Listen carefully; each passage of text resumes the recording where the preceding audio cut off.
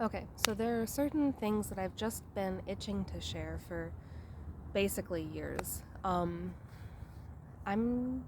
yeah, so one of them is about my own spiritual journey, awakening.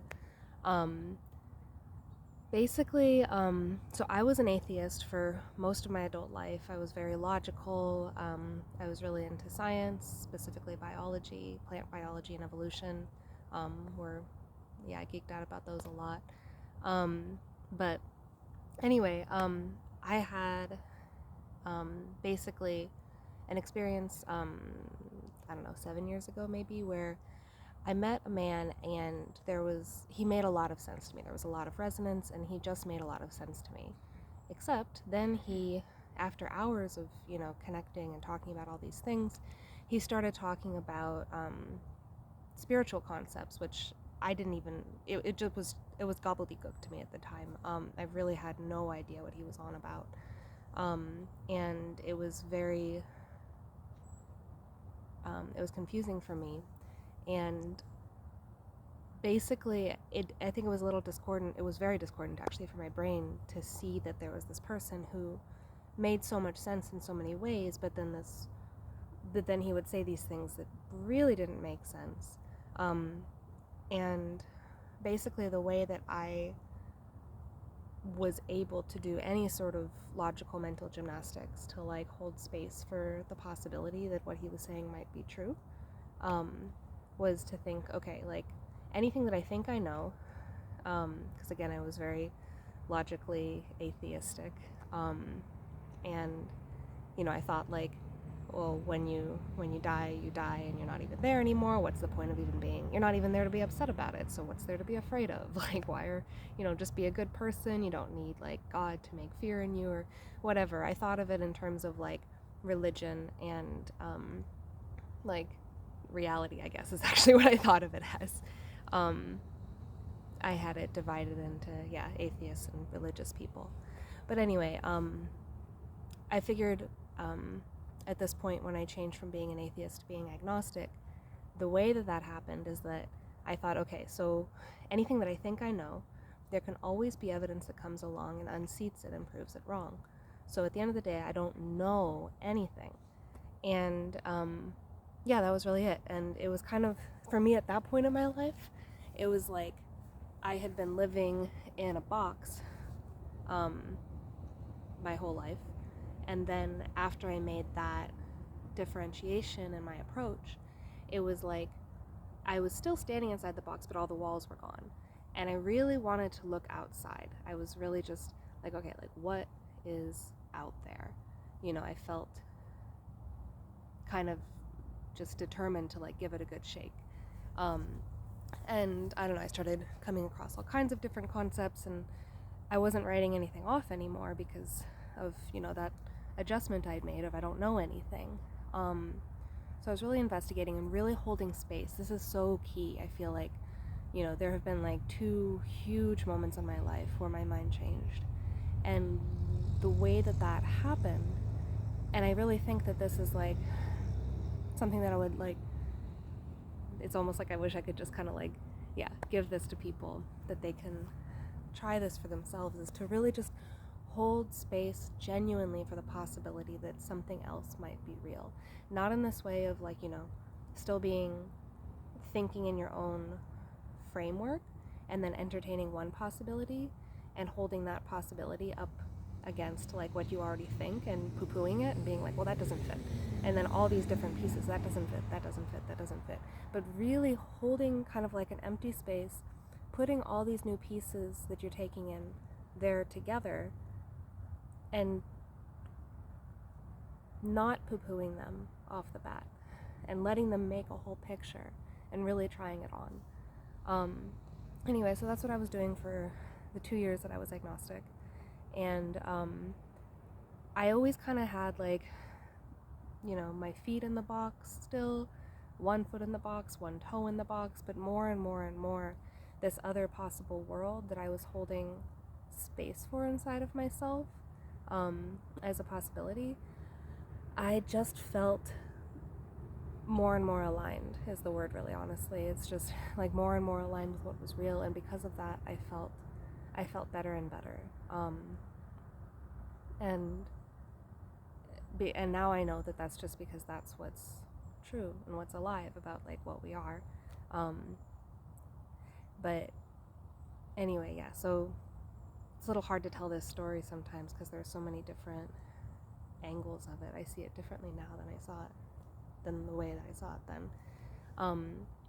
But anyway, when I had been agnostic and trying that on for a couple of years, there came a time period where I just was really ripe and ready, and basically, like, I had always thought, like, well, at the end of the day, I don't know, right? I don't know anything. And when I had my awakening experience, it was like knowing things on this. I didn't know that it was possible to know things in that way, like so fully and unquestionably. Like it was just evident. It's like, you know, if your hand is in front of your face and you're looking at it and you're like, this is my hand. Like, it was that. It was, and it, even realer than that, honestly. Like, you could just feel it. Like, I could feel it, like, through and through.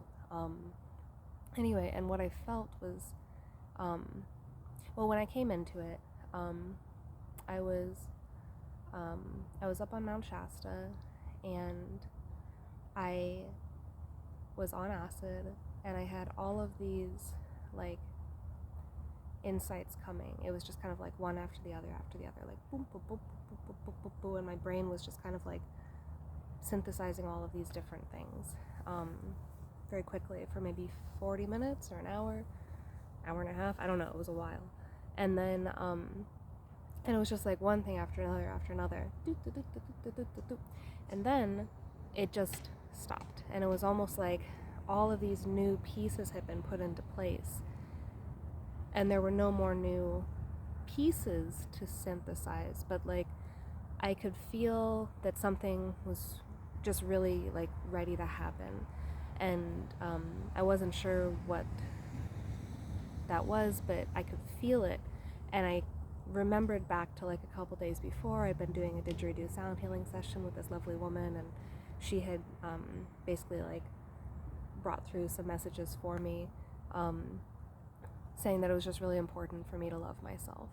And when in that moment of ripeness and readiness, when I synthesized all of these things, I turned my attention there. Just, I didn't know what else to do. And when I turned my attention to loving myself in that moment of ripeness, and it just, like, everything just started changing, like, so quickly.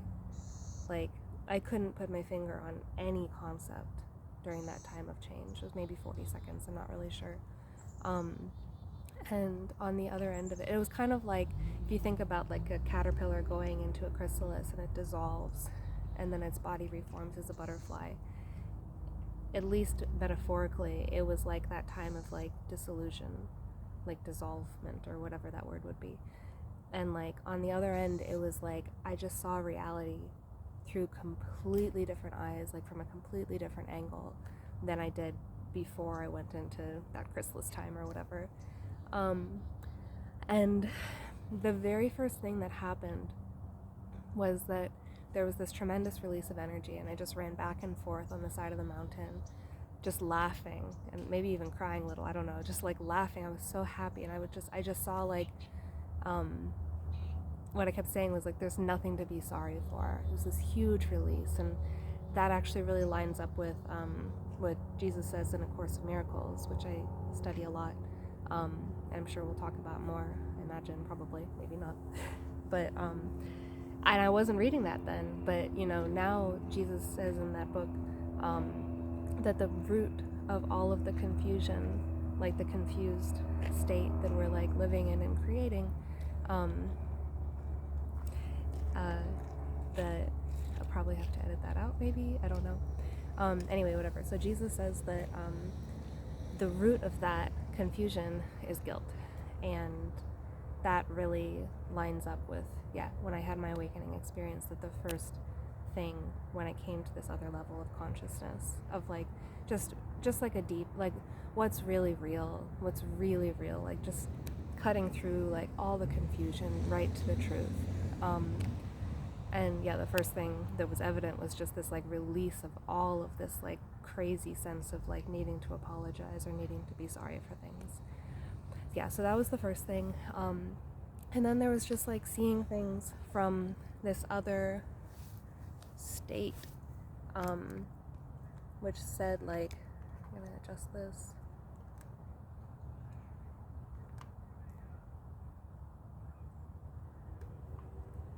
Okay, hopefully I can edit this guy later.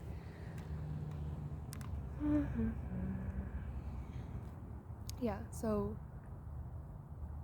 the next, well, it wasn't even necessarily like sequential from there, at least I don't remember sequentially, but I was just seeing through, completely different perspective.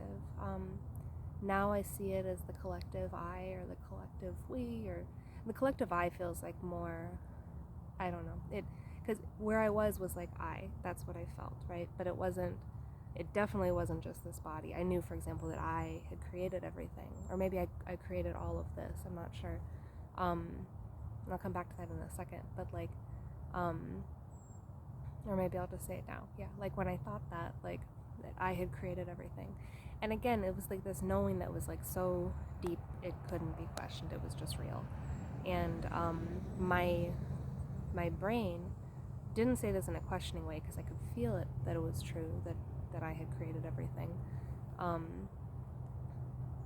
But yeah, so I wondered, my brain was like, if I created everything, I wonder why I don't remember. I wonder why I don't remember. And in that moment, I looked down and my finger was tracing the infinity sign in the dust.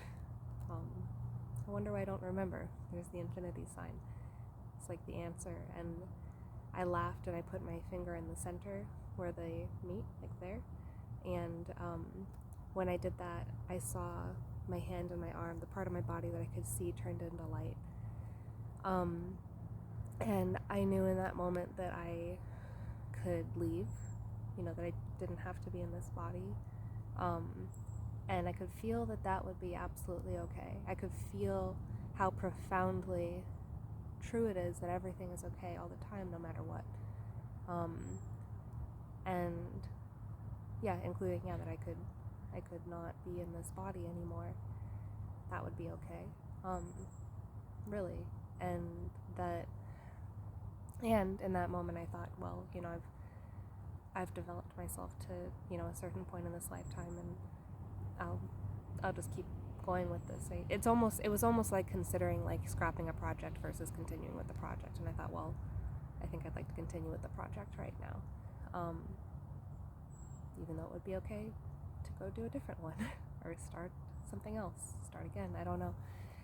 I'm gonna wrap up, but the other one, at least other big thing that I saw when I had my awakening was that we're each other in a different experience.